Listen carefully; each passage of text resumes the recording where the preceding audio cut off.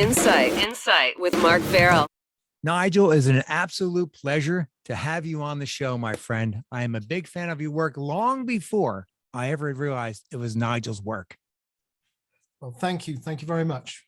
Pleasure. How's everything in Colorado? Chilly this morning, though it's warmer than it has been. So now, I imagine growing up in England, you were pretty far ahead of the curve, music-wise and music video-wise. I remember talking with Ken Burns, and I was under the misnomer that, videos were created in the 70s and 80s, but far be it. And I believe they were probably surfacing much sooner in Europe. Well, I worked for a punk record label in the mid-late 70s. I started in 77, and they were making music videos actually 78 was when the first videos started coming through. For a number of reasons, not the least of which was that if you released a record simultaneously around the world, you couldn't afford or make practically happen a band to be available to do TV shows in Australia, New York, Paris, London, Munich, all in the same week of release. So having a music video that you could send to your licensees around the world meant that they could put a visual representation of your artist on a TV show in their home country without having to ship the band in. So it saved them money. It was practically very useful. And so by the time that MTV came around in 82 or 83, many companies in the UK already had a big stash of videos, which is why sure. your Duran Durans, Def Leppard, Eurythmics, all those acts did very, very well when MTV started, because they had a huge backlog of videos. I was wondering about that, Nigel. When MTV launched, I actually said to myself, how did all this material exist already? Because I don't remember how I knew, but I guess I knew, read it or heard it, because maybe Mark Goodman told me that there was a cachet material in existence already. And what a great thing. You have this platform, this instant platform, MTV, but of course you had the Don Kirshner's of the world and Soul Train and things like that. And certainly the European versions where they had the platform to show and to get pop stars onto TV shows, the Tonight Show, et cetera, and your version over there in England. And what a great way to just excite a culture about music. Well, certainly in the UK, where I grew up most of my life, I also lived in Europe a lot, but there was a weekly show called Top of the Pops. So if you got on Top of the Pops on Thursday night with your group, or you were an solo artist, hopefully the kids would go out on Friday and Saturday and buy the record. And by Tuesday, which is when the new chart was released, your record would jump up the charts. So it was really, that one show, which was shown all across the UK, became that was the most important thing you could do when you released a record. And I watched that show religiously from its first showing. I think it was January the 1st, 64 or 65. Wow. For the rest of my growing up until I moved to America. At 7:20 or whenever it was on Thursday night, anybody who was interested in music watched that show from the north of Scotland to the south of England. Nigel, is there one video in particular that still stands out after all these years? What, one performance that was shown? Sure. Well, mostly the show was live in the studio. So if you and I were in a band, and we just released a new record and we're about to go and play some dates, we would make sure that we had Wednesday night free for the sort of 5 or 6 weeks that we were going out on the road, because that's when Top of the Pops was recorded. So you wanted to be available to do a gig at Top of the Pops, because it was the most important promotional tool. And my own personal joy, I was a huge fan of Top of the Pops, is that I actually got to appear on Top of the Pops 4 times, singing with various bands that I was promoting, when they didn't have, in 2 occasions, a bass player, and 1 occasion I played the tuba, and on the fourth occasion I was dressed as a snowman. You can't make this stuff up. No, no. And that was your favorite role, right? Mr. Frosty. Uh, that was actually my least favorite because Yeah. there were three other snowmen who had dance moves down, but they hadn't bothered. I got the call, like 6 hours before the show, because I was in the musicians union. So I showed up, and of course they had all the routine and I didn't. So I just had to sort of fake it. And of course, that's what made it very funny to watch. Nigel, did you also sing backup vocals on the Top Pops once? Never sang backup vocals, just played. So how and important- got 65 pounds. Well, there you go. It's worth it. How important are established shots, opening shots for you? Because when I look at your work, I mean, some of them just really resonate and just pop right as the video starts. And if I think of Britney Spears, Oops, I Did It Again, or Baby One More Time, when she's in school and you see her foot tapping on the bottom of the desk, dot, dot, dot, dot, dot, pans up, you see her tapping the pencil. Tick, tick, tick, tick, tick, tick. Of course, all high scores are frustrated, they're bored, they're counting down in seconds. And of course, we're thinking that, and you go right to the clock. We can almost hear the seconds going tick, tick, tick, and wham. This seemingly high school girl, but far from it, takes off. Well, I mean, it's like any story, really. You don't want to bore people. You have to grab their attention as soon as you can. So, and especially when you're making a video, which is 3 or 4 minutes long, you don't have much time. It's a truism of making a film, if you're making a feature film, of have fun in the first 90 seconds, because that's really the only time you have to have fun. That's the hook point. Yeah, because from that point onwards, you need to be entertaining people. Certainly in both of those Britney videos that you mentioned, you're setting up the story. She's an impatient girl in class, wants to get out and hang out with her friends. And the little scene with the guys, if he's in Houston, talking to the astronaut on Mars, you're setting up the story. You want to let the audience know it's Mars. You want to let the audience know why he's not floating around. So he says, yes, gravitation device engaged, or whatever he says. So you're just sort of laying the ground rules for the next 3 or 4 minutes. Was that a bit of a nod to MTV as well? In what way? Because the astronaut planting the flag with the MTV flag, for somehow when I see that, I see a bit of a parallel. I wasn't sure. Was it a little bit of a wink? No, not really. I mean, Britney just said to me, I want to shoot a video on Mars with a handsome spaceman, and I don't want there to be a rocket. I think it was very cleverly pulled off with Mission Control. And obviously this guy's getting heated in a good way. He's getting into it as the audience is. Yeah.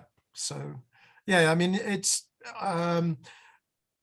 you just want to lay the groundwork for what's happening in the next 3 or 4 minutes. Yeah. Well, you do that so eloquently and so seemingly effortlessly. If you think of GNR, Guns N' Roses, Sweet Child, you're there, you're part of the crew seemingly, because the grittiness, the vibe, you can almost smell like the venue, like the dust and the cold air in this factory.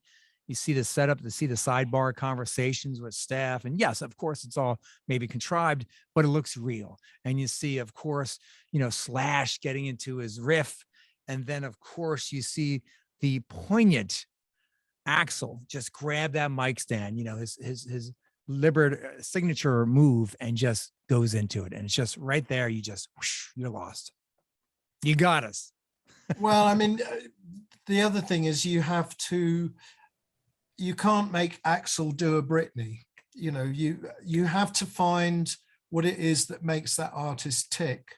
And one thing I've always said when I've been shooting somebody is that if I give you a piece of direction which you feel is not appropriate to you as an artist, you have to let me know, because the most important thing that comes out of the video is a little bit of who you are. So if I ask Britney to do something which is really something that, I don't know, Celine would do, or vice versa, I want them to say, no, that's stuff that I wouldn't do that. And that's great to know, because then you can push in on what it is that makes that artist tick from a performance point of view. And that's what enthralls the viewer, you know, the record fan. Did you ever find yourself saying, wow, I must have a PhD after my name? Because you have to be part psychologist. I mean, to juggle all these different things, personalities, artists, record labels, other forms of talent, to keep everyone happy, to get the product that you were paid to do. I try not to pat myself on the back, because if you do that, you'll disappear up your own orifice very quickly. Sure. So it just, I mean, the more you do it, you just learn that, okay, there's a situation developing here. I need to solve the solution, you know, come up with a solution, or create a feeling where I can make the artist give of their best, or whatever it is, or make the record company person quiet down, or whatever it may be, because perhaps you have 12 hours, you know, you have 12 hours from walking through the door to leaving to get that piece in the can. The Guns N' Roses video you mentioned, Sweet Child of Mine, was shot in one day. There's no like, well, tomorrow we'll focus in, you know, there was some stuff today that we didn't get, so we'll get that tomorrow. You have 12 hours to get that thing in the can, and there's no going back for reshoots. Very occasionally you might get to go back and do something, very, very occasionally. So you've got to learn the techniques as to how to communicate with people very quickly. So would you consider that, Nigel, a more of a straight ahead shoot? The Sweet Child? Sweet Child. Well, there was lots of drama. I mean, there always is, really. Sure, it's rock and roll, right? Yeah, I mean, the thing is, people think it's a lot about just pretty pictures, and there's an enormous amount of people management, as you say, behind the scenes.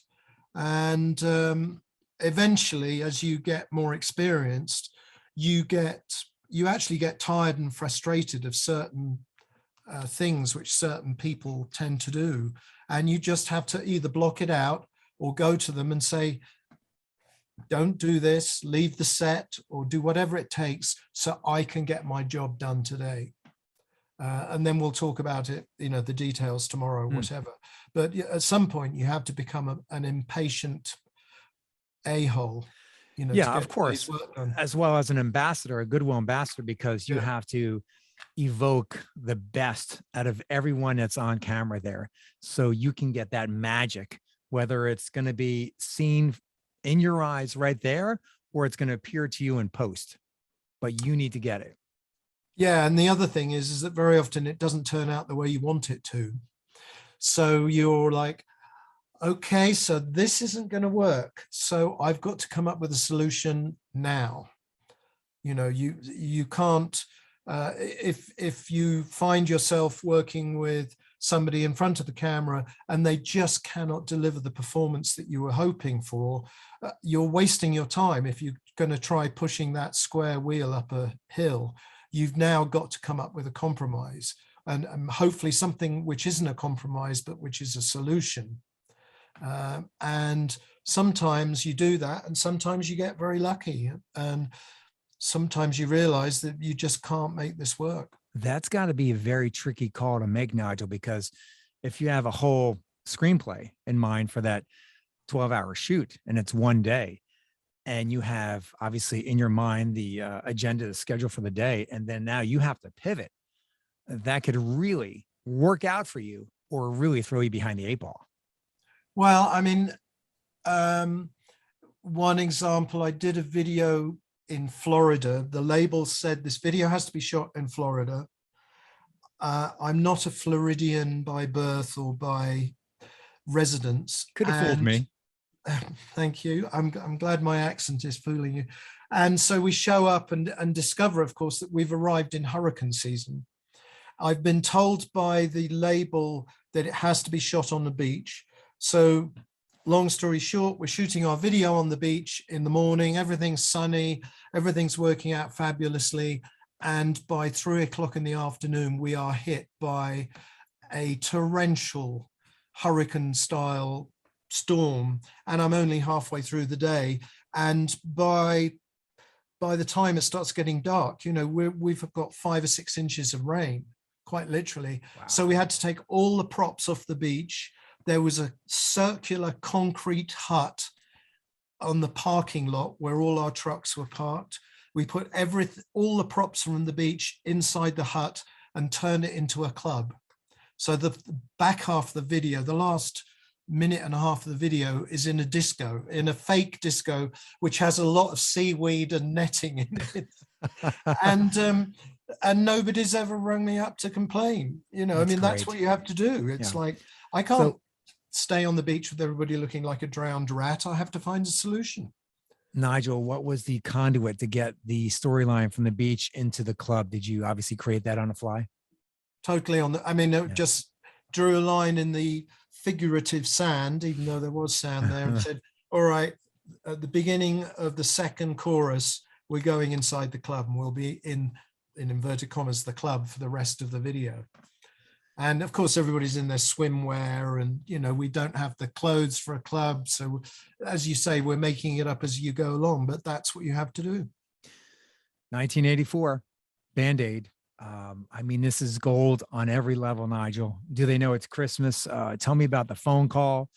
Tell me about the pitch, your idea to film all the artists arriving, which I think is still brilliant. And I get goosebumps every time I watch that video because of the electricity, how palpable it must have been, and how nothing like that had been done before. And you really, really blaze some trails with that. Well, again, you're making it up as you go along. Yeah. You know, I was told on Wednesday morning, I think I was going to be making this video on the Sunday. The next From few Bob? days, Bob Geldof? yes, from Bob Geldof. And the next few days, you're just trying to blag all the gear and the equipment and the film and everything for free.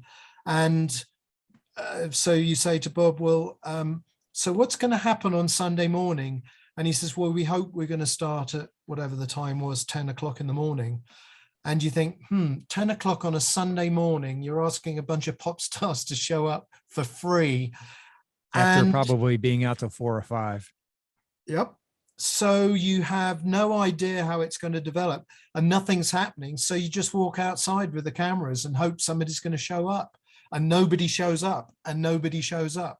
And then suddenly they all start arriving, and you just keep rolling the camera. You just roll the camera and well, I'll figure it out later. And quite obviously, when you're doing something like that, people want to see Boy George, they want to see George Michael, they want to see Sting, they want to see Bono. So really, you just say, you see that guy singing over there? Make sure he's in focus. And then you'll cut it together later. And of course, the cutting together later happens the very next day because it's Sunday. And back in those days, you're shooting with film.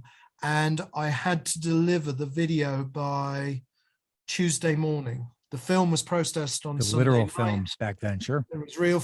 I drove the film to the lab on Sunday night after the shoot, picked the film up on Monday morning, took it to the post house to get the film transferred, edited it on all the way through Monday night, and delivered it on Tuesday morning. Wow. So that the promotions person could take it into the meeting for Top of the Pops, which always happened at 1 o'clock on Tuesday lunchtime. So that video had to be shown to Michael Hurl, who's in charge of Top of the Pops, to convince him that this should be played before Top of the Pops on the Thursday evening. And as I'd mentioned earlier, the show is actually produced on Wednesday. So from 1 week of having the meeting the previous Wednesday to the next Wednesday, that was the entire production time, including showing it, getting it promoted, getting it on the TV, and then David Bowie announcing it when it was announced on Top of the Pops. So 1984 was early in your career. Certainly had a lot of good experience under your belt, obviously nothing compared to the next 10, 20 years and so on. But at that moment, when you're shooting around, I'm sure you had multiple cameras, probably 5, 8 cameras, who knows? Did you say to yourself, really? Two Two cameras. cameras? Man, you're good. Did you say to yourself, this is going to be a beast to edit, but I got something really good here? Well, you don't know. I mean, this is the thing, is that the more you do, you know, sometimes you think you've done something which is really, really good and it really resonates with you. And when you show it to other people, they're like, yeah, whatever. So Even with that star power. yeah, I mean, you just don't know, because you don't know how it's going to affect people. And on some level, you have to be dispassionate about it, because you have to be able to look at it and you go, you know what, this close-up isn't working, or this shot is slightly out of focus and I think it takes the viewer out of the picture. Or conversely, even though the shot is out of focus, it's one of the crucial members of the shoot, so it has to go in. And you, as you gain more experience, you know, you travel through the world and people come up to you and you say, oh, that video you did for so-and-so changed my life. And you go, wow, really? That video? Huh, I didn't think it was very good. But so, you know, one man's meat is another man's poison.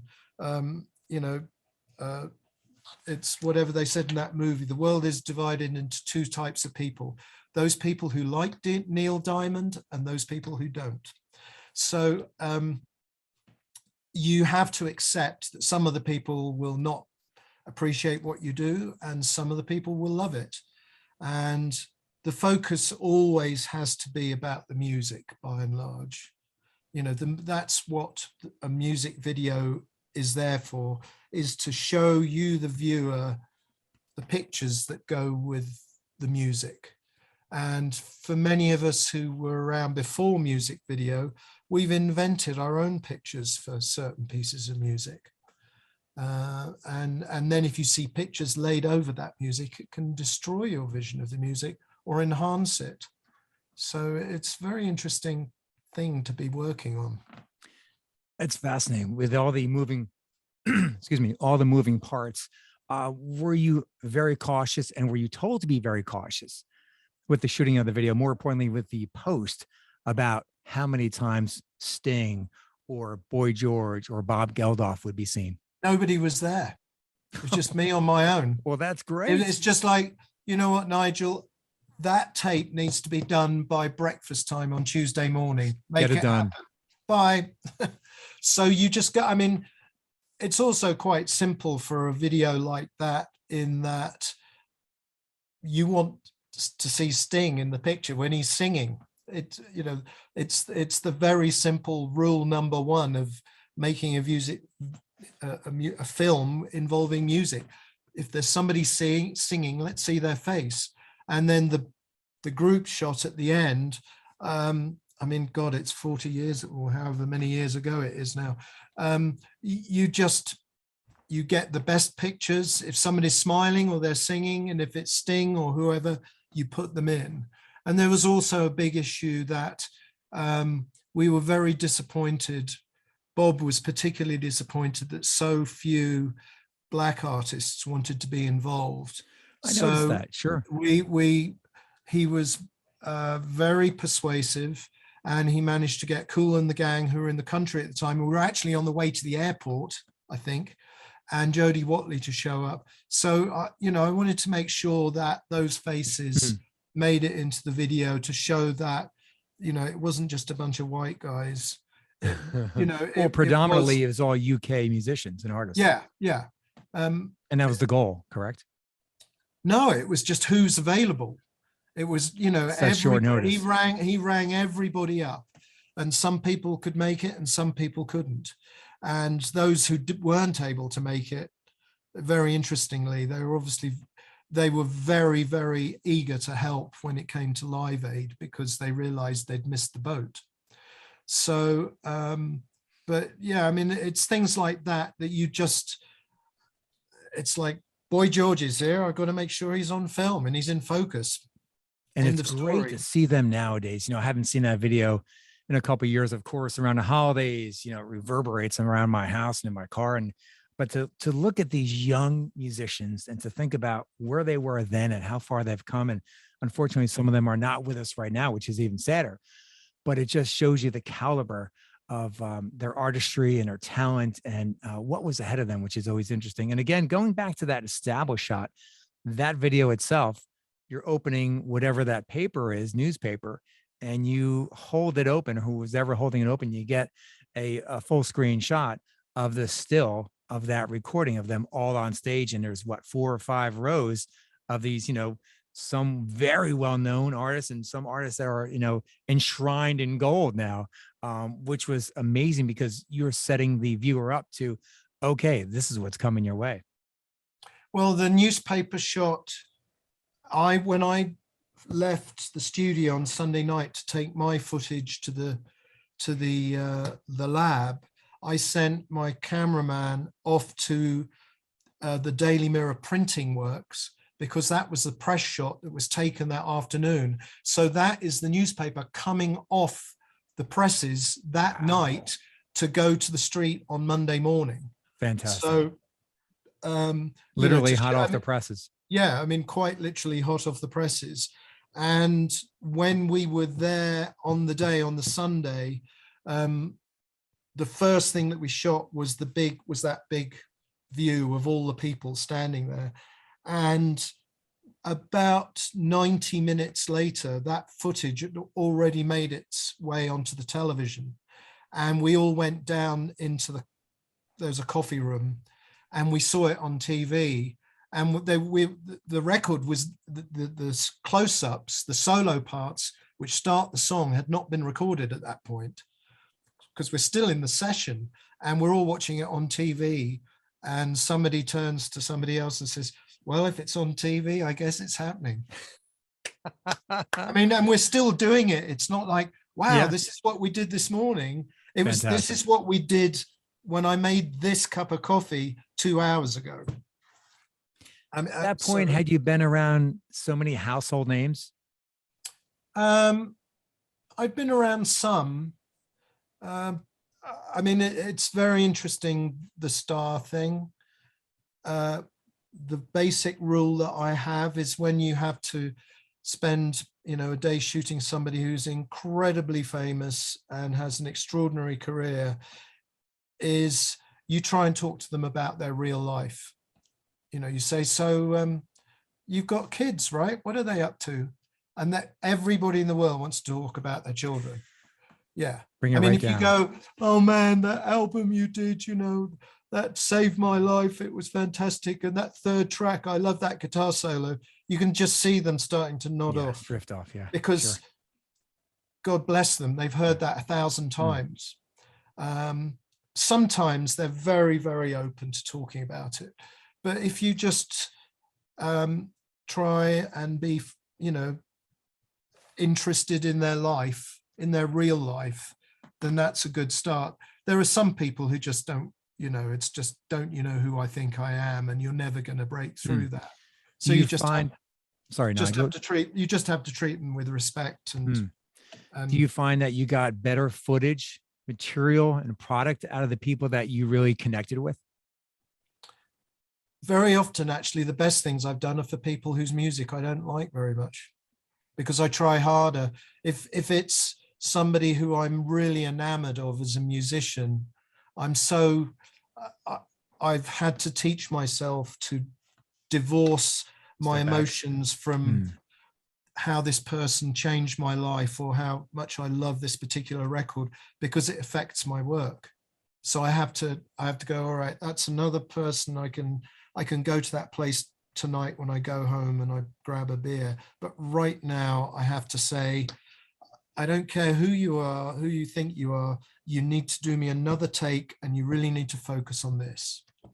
And most of the time, however snooty they are, they go, yeah, okay, because they recognize that you've been watching not just, oh man, that was fantastic, oh that was great, you know. So yeah, it's very interesting. Nigel Dick is my guest. Nigel, how often do you have to roll back and see what you captured just to make sure it matches your eye? Because I imagine obviously you have honed your ability to see things that most people obviously can't see because you're trained to look for the inaccuracies, look for the continuity, look for the synchronized aspects of the flow, et cetera, et cetera.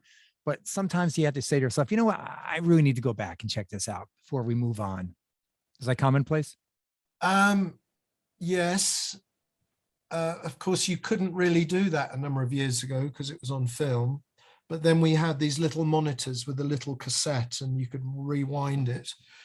The interesting thing is you can do that on set and you go, yep, it's great. Everything's fantastic. Let's move on to the next deal.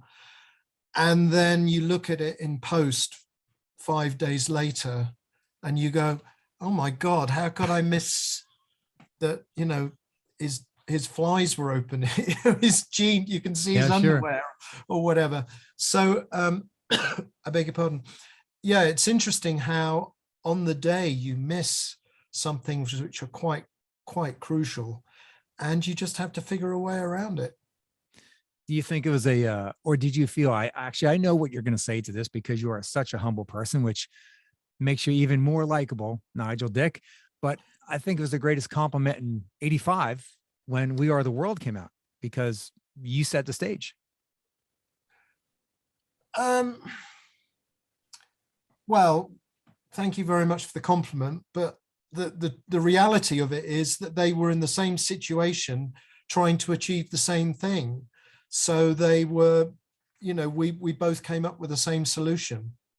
The interesting thing, the most interesting thing about that is that Bob Geldof went there and he came back and I said to him, you know, how did We Are the World go? Well, we didn't know what it was called at the time, but how did it go in LA?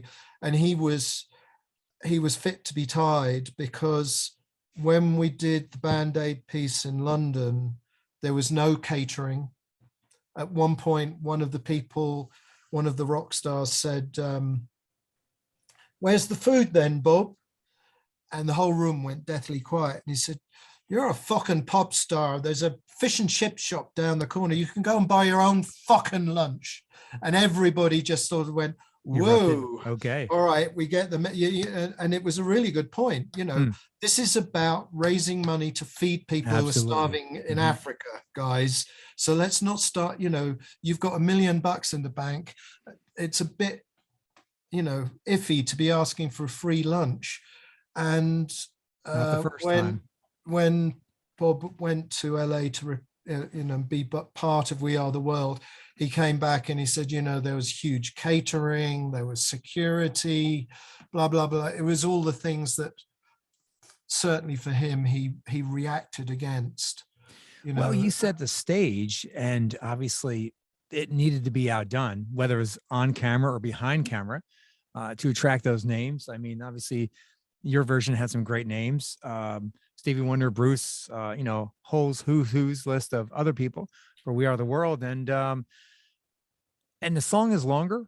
It's a good song, but I just don't think it has that panache that your Band-Aid video had, because I have a more commitment, much more commitment and interest. And the other one felt like, you know what? I'm hanging in here for a payoff. And I never really felt like I got rewarded. By that time, there was a Canadian version in production, you know, a French version. Everybody was doing it. I mean, the most important thing is that people were showing up and they were being counted. And, you know, if you have Stevie Wonder, if you have Bruce, if you have Michael Jackson showing up, it means the message is being delivered around the world to people that we need to do something. I just did an interview just like this just before Christmas with 3 of the other people who were involved in making Band-Aid, one of which was Midge Ure. And he told us that to this day, and it's, you know, as I say, over 30 years later, the Band Aid Trust is still making £250,000 a year, which is paying for food, schools, education, and that really at the end of the day is the most That's the goal. important and extraordinary thing. You know, I did whatever it was, 48 hours, 56 hours worth of work one weekend back in 1984, and it's still contributing to money being made, which is going to people who need help. If I never do anything the rest of my life, you know, that it's a win. I can, you know, I wish I could do more. So we should all be so lucky to be in a position where we can help other people in that way. And it crossed boundaries. My mother, who hated rock and roll, despised everything I did, went out and bought 2 copies of the record. Mom's got good taste. Yeah, I mean, I don't suppose she ever played it, but that's not the point. It's probably worth more now because it's still in the cellophane. Yeah. So, Nigel Dick, that's the bottom line. With your work with Band Aid and over 600 videos and productions and shorts and screenplays, we're going to get to all these other vast scopes of your work. And I know you're a humble guy, and I have to preface this, but you have to realize, I'm going to say it for you, that your work has, certainly that wasn't your goal. Your goal was to do something you're passionate for. You loved film. You couldn't get the work as a draftsman, as an architect, delivery man. Yes, you did well at that, but it was, you know, a crap job. Of course, you didn't want to excel in that. So you went where the money wasn't, and you found the money, or the money found you. But you have to realize that your work, indelible as it is, changed the way a culture saw and heard music. And that, after Band-Aid's mission complete, should be the second thing, boop, that you realize that you are responsible for doing. Yeah, I mean, very often you find yourself on set and the client is sitting next to you, and and of course they're responsible to the band's manager or the label or whatever, you know, because huge amounts of money are being invested in this artist's future, and they lean into you and they say, this is going to be an award winner, right? And you're like, I have no idea. Then you lean back and you go, this is going to win 5 awards, correct? I mean, all you can do when you get up in the morning is to do your best work. Yeah. You know, I mean, as we're speaking this morning, the Oscar nominations have been released, and there's a bunch of people right now going, whoa, I've been nominated. And there's a bunch of people like Lady Gaga, sadly, who are going, I spent 9 months on this thing. I did everything I could. And obviously people didn't like it. What you have to do when you get up every day, when you're doing the kinds of jobs that we do, is to do the best work that you can. And most importantly, learn from your mistakes.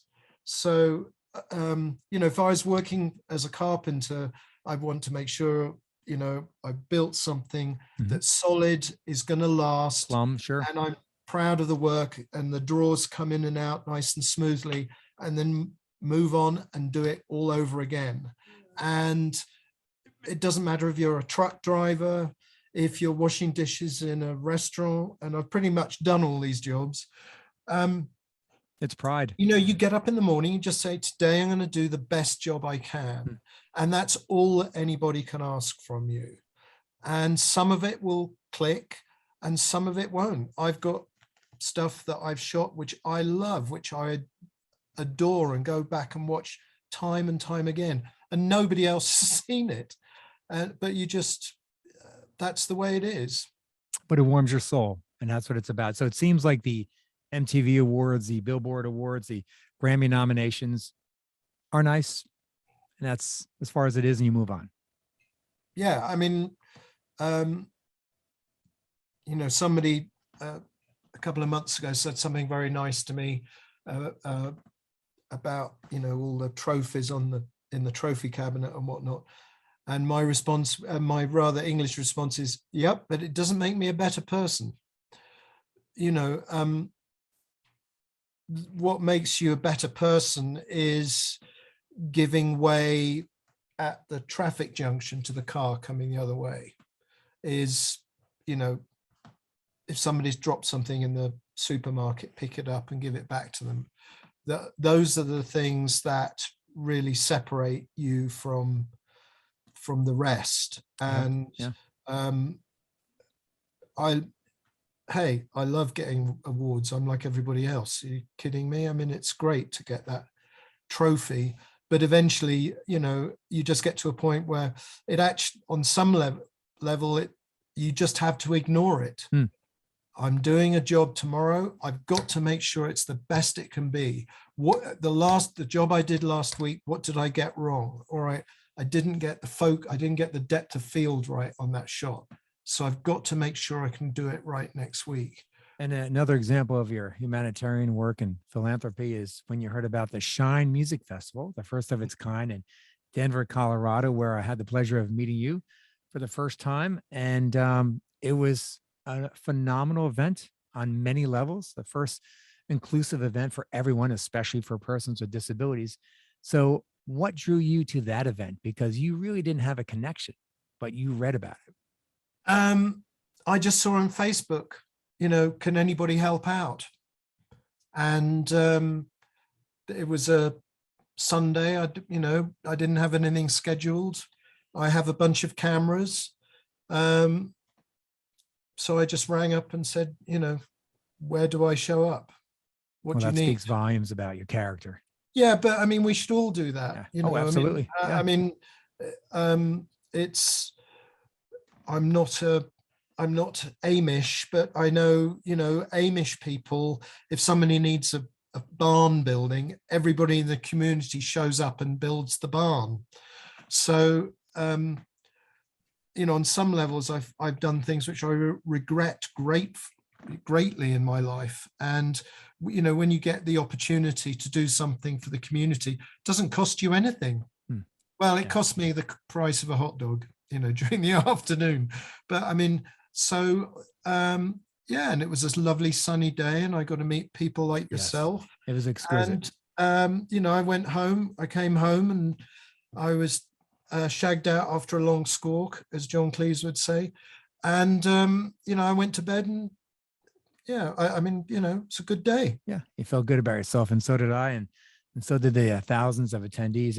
And your wife was blessed with a bracelet that my daughter had made yes, which was so many people. And we're happy to say 2022 is going to have another Shine Festival in Denver. How did you meet Mrs. Nigel? Online. Oh, I love it. Interesting. So, there you go. Is she a rocker at heart? Oh, yeah. Yeah. She used to write about music for the LA Times for a number of years. We just watched the Motley Crue movie the other night, Dirt. And she actually interviewed Motley Crue at one point. She told me that they said, you know, before you write the article for the LA Times, you better come and listen to the record. So she goes down to the studio and the band are there. And she had to sit through the whole album at the desk with the band sitting behind her. That's tough. And she was a punk fan. She used to have a huge mohawk. So we're going to have to post that picture. I think you better ask permission first. Yeah. So, yeah, I mean, yeah. So you're aligned entertainment wise, music wise. Yeah. I mean, she understands what I do for a living because what I do for a living, the way it happens, the hours, the travel is crazy. And any normal person doing a 9-to-5 job would not understand it at all. You know, how you can get a phone call at, well, one morning I woke up at 8 o'clock in the morning, you know, can you get on a plane to Paris at 4 o'clock this afternoon? I've got a job for you. What terminal? Yeah. That's exactly the only answer, right? Yeah. My wife was getting up at 4:30 this morning, unbeknownst to me. And I said to her, and I'm looking at my clock going, you know, is the wrong day or what's going on here? I walked in there. I said, "Are you working in radio now?" She's not in broadcasting. She said, "No, something went down at work." But I mean, those are, atypical or not atypical for people in industries like broadcast and entertainment, movie, music videos, etc. Nigel Dick, what is it about filmmaking, video making that you're most passionate for? Oof. Well, it's great when, I got a text from somebody, or I think actually it was an Instagram message about 5 weeks ago. And it was from somebody. It said, "You don't know who I am, but I saw the Together movie," which is a boy band spoof movie I made for MTV in 2000. So it's 22 years ago. "You don't know me, but I saw the Together movie and I can't tell you how much it changed my life. Thank you." That's And everything. you go, blimey, 22 years later. So the thing that's extraordinary about what we do, what I do, is you affect people and you have no idea. Years ago, I was making a video for Was Not Was for a song called Walk the Dinosaur. And we came up with very quickly on set, we came up with a little routine. Open the door, get on the floor, everybody do the dinosaur. So, and it took 5 minutes to come together, and there's 4 girls in the video and they do this routine and you forget about it. And then about 6 months later, a buddy of mine went to China. This would be in the late 80s, I suppose. He went to China and then he sent me a postcard. He said, "Last night I was in a disco in Shanghai. The record came on and everybody in the disco did the routine." And you go, holy crap. How can that be, right? Well, see, there you go, impacting a culture again. Yeah, globally. I do something which I did for a lark. Yeah. Why don't we do a dinosaur dance? And half the people are rolling their eyes. And then suddenly you get a postcard and they're telling you that there's 150 people in a disco in Shanghai doing the dance. Well, you know what? I mean, that's what you did and that's what you do. You're an artist on many different levels. And, that song is kitschy, it's campy, and that dance was perfect for it. So there you go. It's a win-win. I mean, the trick is not to set out to change the world, because if you do, you'll probably fail. I mean, what I do for purely selfish reasons, in that I've always loved music. It's been the major motivator of my life. And I get to hang out with musicians and, not do a real job. I mean, I've done real jobs. And as I say, I used to work in a metalwork factory in Germany, and what I do now is better. Yeah. Well, can you imagine those 2 words, metal and Germany? Just if Germany isn't sort of a dark connotation alone, back certainly 40 years ago. I mean, metal factory. Yeah, that'll do it. Talk about your dad. Do you think that you're so spot on with your processes and thoroughness because your dad was a military man and very orderly and structured? Do you think that is partially in your genes, and would you attribute that to ingredient to your success?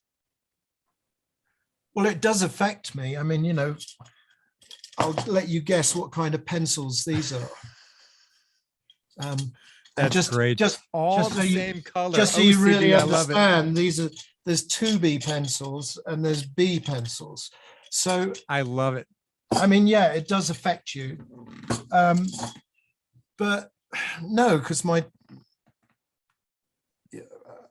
because my father is a military man, he does, a lot of it is to do with you don't take off in your aircraft until you've checked the flaps, the ailerons, the gas, look around, make sure nobody's standing by the propellers, blah, blah, blah, blah, all that kind of stuff. What I do is just a million miles from what my parents grew up doing. There was no format for it. So you learn. I don't know. I mean, I'm terrified of failure. There's your answer. So you want to make sure that even if the piece of work you make doesn't grip people emotionally, and of course you hope that it does, at least you want to know that people go, well, it was a good piece of work. Didn't like it very much. Technically, maybe Yeah. creatively, it didn't, So strike a chord with me. But I mean, if you look at the execution, it was well done. yeah. So you like to do that, but it's so complex that if you sit down and you try and analyze it, unfortunately, on some levels, you can't. I mean, again, going back to the Oscar nominations this morning, why was this person nominated for being Best Director when Denis Villeneuve, who directed Dune, did not get nominated? That's a whole nother conversation, obviously. Yeah, exactly. That's warranted. But in terms of, I beg to differ. I think that all those different structures and double checking everything benefited you, because that's when you're on a set, you have to think about redundancies, backup. How many times you pivoted, we just spoke about in the last, 40 minutes or so. That is, you being obviously very seasoned in your craft, knowing the limits and capabilities of your talent on stage or wherever the set may be on that particular day, and being able to make it work. Or as you said, being able to know when to say, whoop, let's pull the plug here and make a disco behind the beach here, or, rethink this, or just run with it and do the best you can. And hopefully you can fix it in post. Well, if you're the client and you're paying a bunch of money, or you're the artist, you board a boat essentially for a day or 3 days, or however Good analogy. long it takes. And I'm the captain of the ship. And you'd like to know that your captain has some idea what to do when you approach port and you're trying to park the boat by the dock, rather than just full steam ahead and the boat will stop when it runs into the concrete. So, yeah, I mean, it's important. There are so many more dimensions to directing, rather than just, I want you to stand here and look sexy. Did you ever navigate your path? Obviously, you executed this great video in '84. You've been a lover of rock music. You're a singer, a songwriter, overall musician, and talented. Did you ever think about, what, maybe I'm going to venture away from the camera and really try to hang my hat, being a musician? Or did you just say, what, I'm just going to keep this as a parallel side gig, strong interest, and see what happens? Well, I have done that. I've released 3 albums. 3, yeah. While I was doing Guns N' Roses and all these bands and whatnot, I was in a band. We were signed, right? We would play every Saturday night in LA. Well, pretty much every Saturday. Well, every other Saturday, certainly. And there becomes a point where you go, my hobby is getting in the way of my career. And it's just bloody hard work. I mean, I carry my gear into the gig. Everything. Yep. We would set up at 6 o'clock.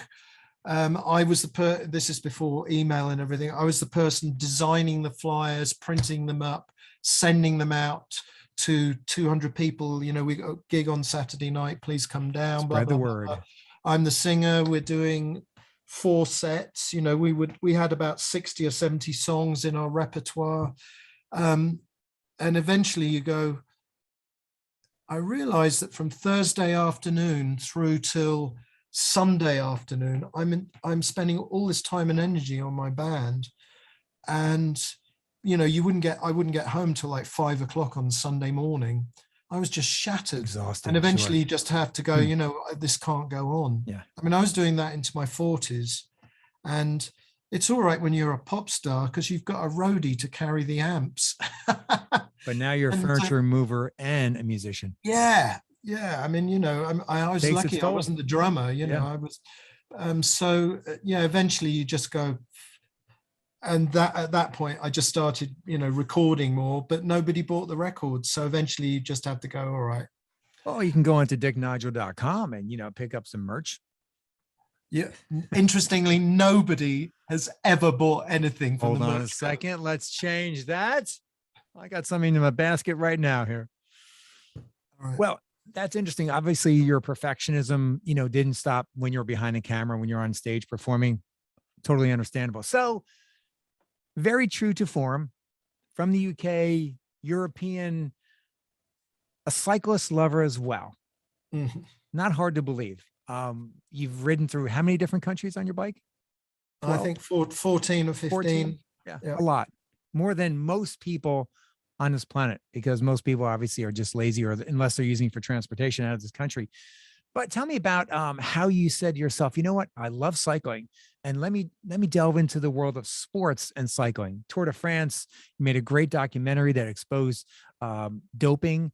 That short, which was just unbelievable. We don't have a lot of time, but I'm glad you delved into this different genre, because I, as a cyclist and Tour de France lover and pro cyclist lover as well, and anti-doping fan, love your work in this capacity.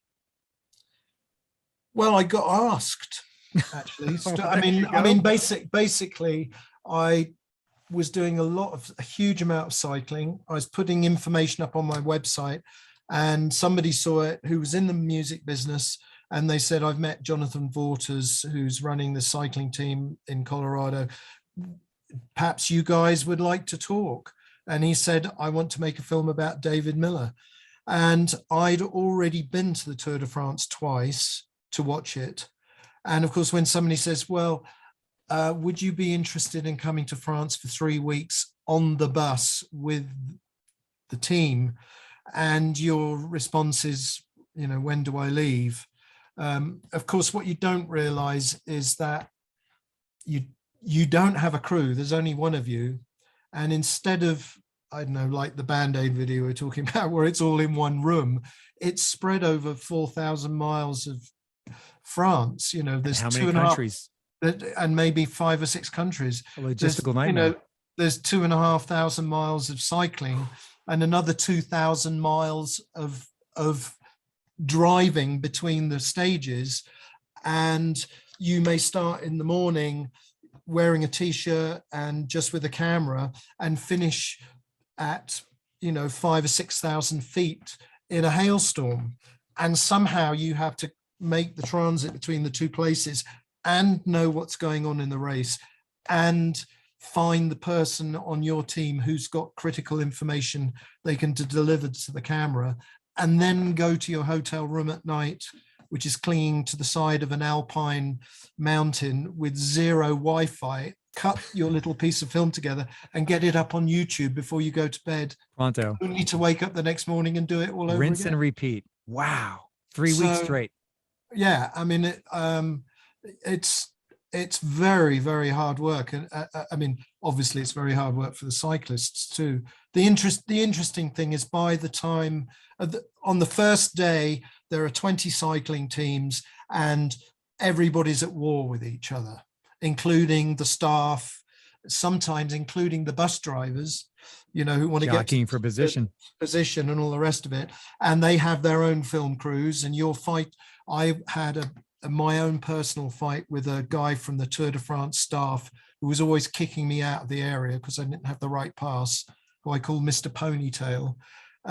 So I'm having all these battles, but by the time you're in the last week and you're perhaps 3 or 4 days out from Paris, everybody's on the same team, because everybody's tired, everybody's lost something, left something behind in a hotel, everybody's chatting to each other on the other teams, and everybody's desperate to get to Paris. So that was something that was very interesting. It's like anything that you become really passionate about. Once you get behind the fence and you get inside it, you see a whole bunch of other stuff that you never knew. And you did it twice. So Twice. The second time, did you say to yourself, oh man, am I a glutton for punishment? Or you really said to yourself, man, I'm really into this. Yeah, it's a lot of work, but this is something I'm also passionate about. Well, the thing that it's very interesting. The first time I went, I kept calling the team the band. Because it's very simple. It's very similar. They do a different gig every night, sure, and they travel places on the coach, So, and each of them in the team has a different job, the bass player, the lead guitar player, the singer, and all the rest of it. And I've forgotten where I'm going with this now, but basically doing it 2 times the tour. Yeah. I mean, here's the point. What I realized is I was becoming so involved. It's so intense that the second year I sensed I was not going to be invited back because the sponsor was changing and the sponsor was going to bring their own film crew. And I thought the withdrawal symptoms from this are going to be horrific. And they were. I mean, the next year I was sitting back in my living room in LA watching it on the television, and I was gutted. I mean, it's people who work on rock and roll tours go through exactly the same. They'll tell you that when they get home after 3 months on the road, when it's 7:50 at night, 10 minutes before showtime, their pulse starts, going, because that's what and it's so intense and there's nothing like it. And so you miss the food, you miss the coffee, you miss the baguette in the morning, and your deadline to upload the footage of the day to YouTube. But I imagine you probably took out your frustrations on your bike. Well, of course you come back. I mean, you've been watching some of the finest elite athletes cyclists in the world who are climbing extraordinary mountains with blood pouring down their legs, to trying to define their entire career on one afternoon. And you're 20 years older, you don't have their physique. It doesn't matter if you have their equipment or not. The equipment, but that's not going to stop you from doing a leg of the Tour de France, you're just right? like, man, how do they do it? It gives you a new perspective on what they do. So what's the specific tour that you want to do, the leg of the tour that you want to do? The Pacific leg of the tour? Sorry, isn't there one leg of the tour that you are focused on doing? Well, I feel I need to go back to the Col d'Aspin, because I climbed half of it, but I never got to the top of it. Which was the day that Lance was pulled off his bike, the same day that we were at the Col d'Aspin. I mean, at this point, I would go and do anything if I could, if I had the chance. Nigel Dick, Robin Williams, you were on a pro show with him. You had the pleasure of directing him. I imagine he was a complete hoot to work with. Well, I wasn't able to direct him because he just showed up. We were doing a comedy show it was another charity event for Education First. And they said, Robin Williams will arrive sometime this evening. He's making a movie. He's going through a lot of makeup. And of course, subsequently, what we realized is he was making Mrs. Doubtfire. And he showed up, and I'm in the truck with all the monitors in front of me, because it's basically like a live show. And they said, Robin's in the building. He'll be coming on in 5 minutes. Be ready for him. So he walks on, and there's a lot of kids there because it was for Education First. And he started out with a routine. He doesn't, and he's just doing this as a favor. Yeah, he just riffs. He tanked. I mean, it was like, wow, I thought Robin Williams was supposed to be fantastic. Really? And it was just not happening. And I'm like, and there was deathly silence in the truck.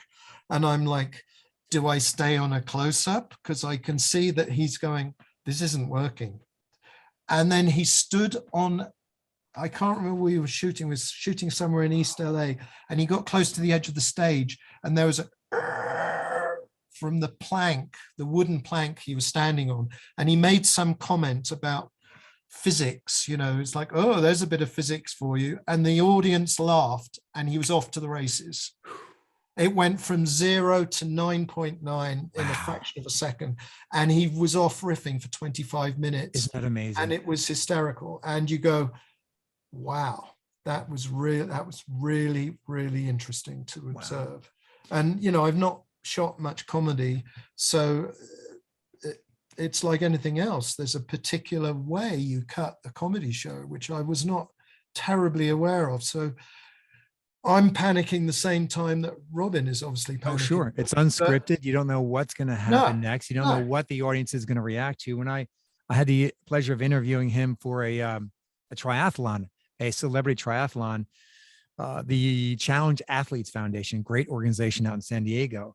And I was on a celebrity team, and my swimmer partner was Michaeli Jones, the world's fastest female athlete in the world.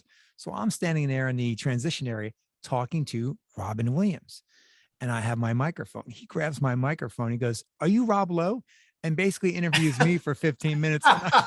It was hysterical, but what a great person. Just down to the bone. When the camera stopped rolling, just, he and I just talking about cycling. Like he said, what are you passionate about? And was a huge cyclist, and what a loss. That's for sure. No, I mean, well, the thing that, because I've often been asked about the cycling thing, what appealed to me about it, apart from the fact you get out into the countryside and, cycling in a different country, you get to smell it, you get to hear it, all the sensations that you don't get when you're in a car. And it took me a long time to realize that when you're on the set, people, can I, excuse me, Mr. Dick, would you like a cup of coffee? And it's like, I can get my own freaking coffee. Thank you very much. And when you're on the bike, trying to climb up some Tour de France style mountain, you're on your own. There's no, I mean, now you can get an electric bike, but if you want to get to the top of that hill, you've just got to grit your teeth and get on with it. That's it. And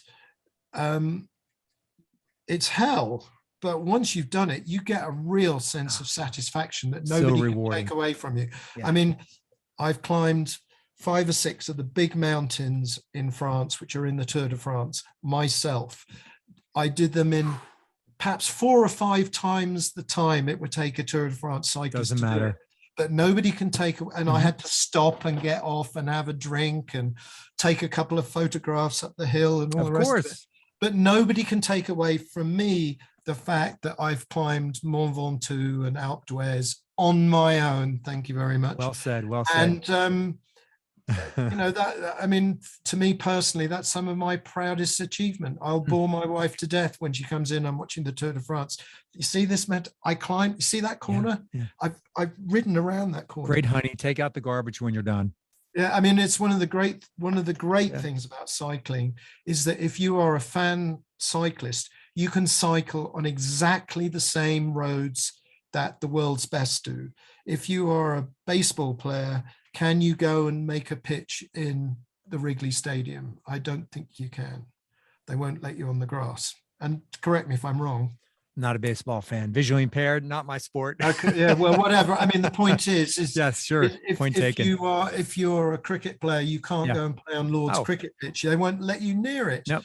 Whereas if you were a fan of the Tour de France, you want to climb Alpe d'Huez, the only problem is there's another 1,000 people just like you sweating bullets trying to climb it. Well, going back to that triathlon story, I was on the bike portion of the leg, and I'm riding with Scott Tinley, a major triathlete, biggest name in the world back then, and a few other popular names. And we're in this Peloton, and we're about to go down a hill. And I was heavy then. I was probably about 225, 230-ish. And these guys are fairly emaciated, $150, $140, $130. And I said to myself, well, Mark, you can enjoy this pack ride, or you could do something that you'll never, ever be able to do again. And it may not work out, but it may. So I pulled out and I gunned it, and I went out of the Peloton and I floored it. And who knows if they were really trying to chase me, but on the uphill, Scott came up, tapped me in the lower back and said, how'd that feel? It felt glorious. Well,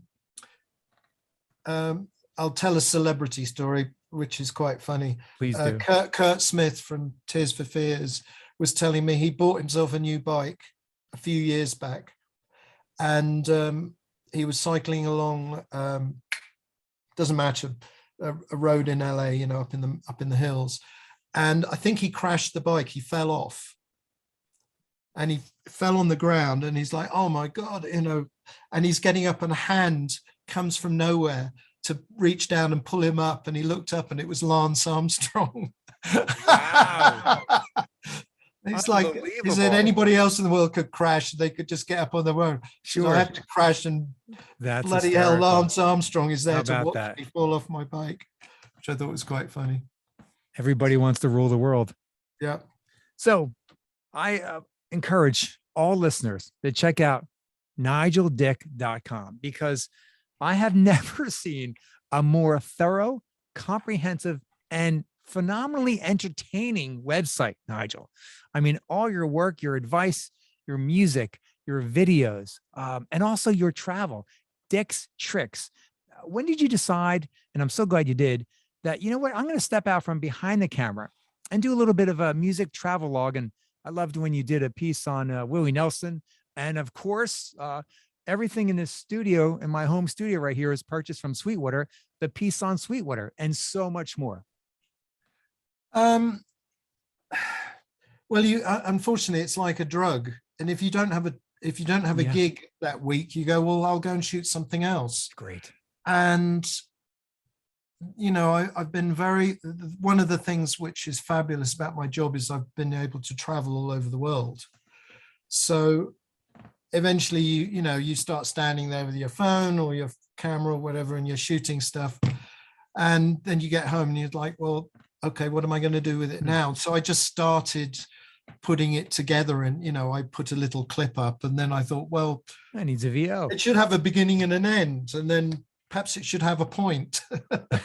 So eventually I started trying to do pieces which were really like little TV shows. I did one for a country home in the UK, which was at a different level, but unfortunately I couldn't sell. I was eventually trying to pitch it as a series.